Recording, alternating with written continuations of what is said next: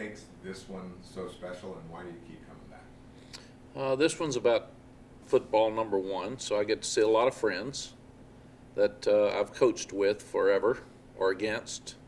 Um, get to make some new friends with the new young coaches because I've been around for a long time. And secondly, it's about people who give to football.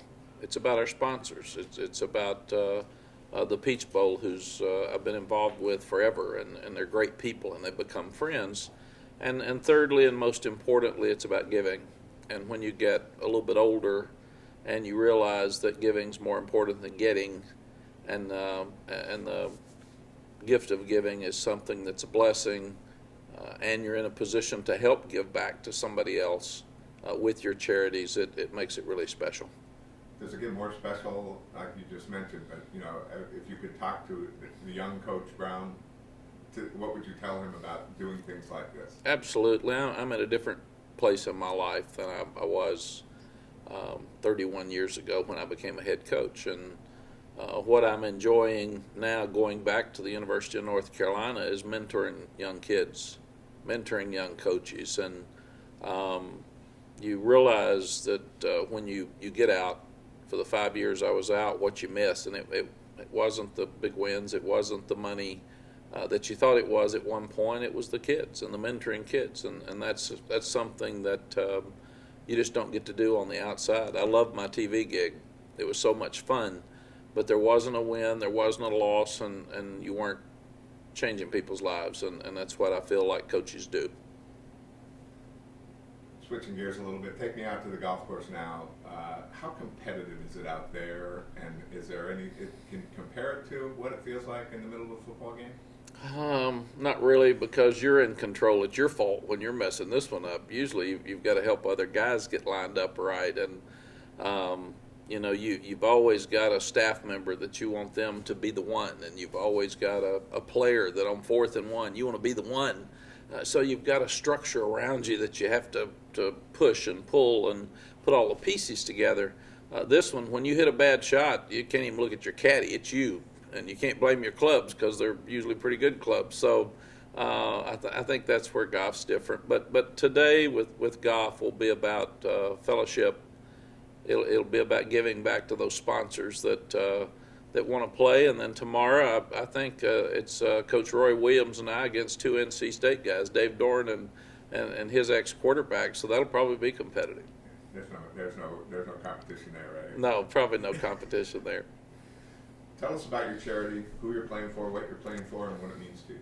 My wife Sally and I have a charity in Austin, Texas, MJNM, with Matthew McConaughey, Jack Ingram, and myself, and we give to 5 charities. But the 3 that Sally and I are involved with are, we started the Rise School of Austin, which is for specially developing kids, mostly Down syndrome kids and normal developing kids, and it's just been a huge hit. It's been a blessing to us. It's something that Coach Stallings encouraged us to start, because he started one in Tuscaloosa for his son Johnny, and we love Coach Stallings and we love Johnny, so that was a natural for us.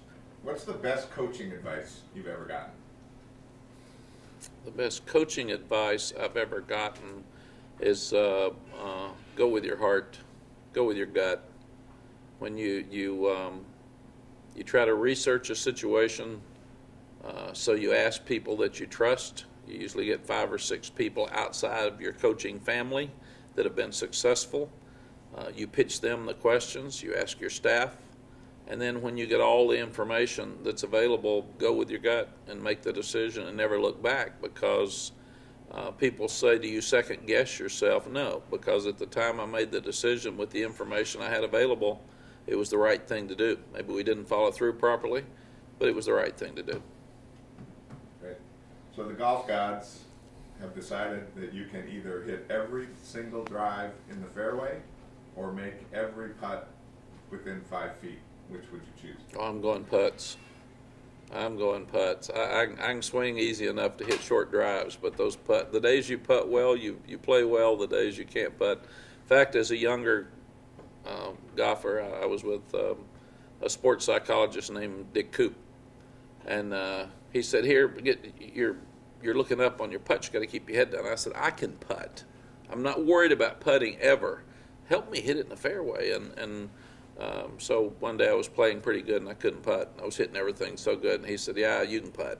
That was it. So I did learn putting's more important than the rest of it. Is there one thing you wish you'd had invented, and why? Oh, yeah, a cure for cancer. My mother died of cancer. I got a really sick brother with cancer right now, and a daughter that just went through it that seems to be doing okay, a wife that survived it. That C word is a tough call, and it affects all of our families. And if I could do one thing, it would be cure that awful disease so families wouldn't have to put up with it. Okay, 5 quick questions. Do you have any superstitions or pregame rituals?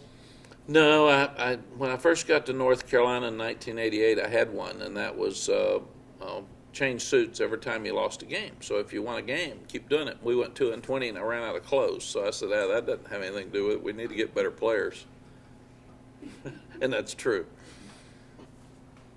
We talked a little bit about this, and you said you've got it all taken care of. But what's left on your bucket list?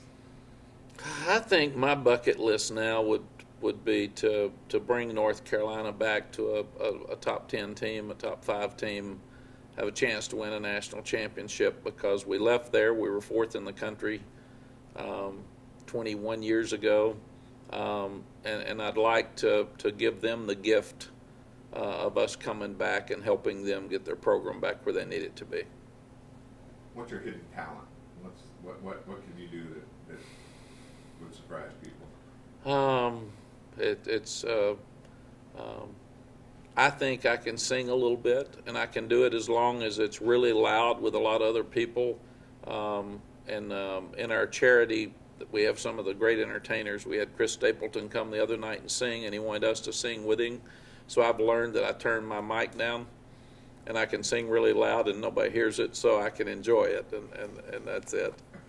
That's great. Okay, you said you don't cook, but I don't believe you. You're in charge of family dinner. What's on the menu? Because we grew up in Cookeville, Tennessee, and I love my granddad and my grandmother, and we ate lunch or brunch with them after every Sunday morning church. She had fried chicken, she had green beans, she had corn on the cob, and she had chocolate pie afterwards. So that would be what I would cook if I could.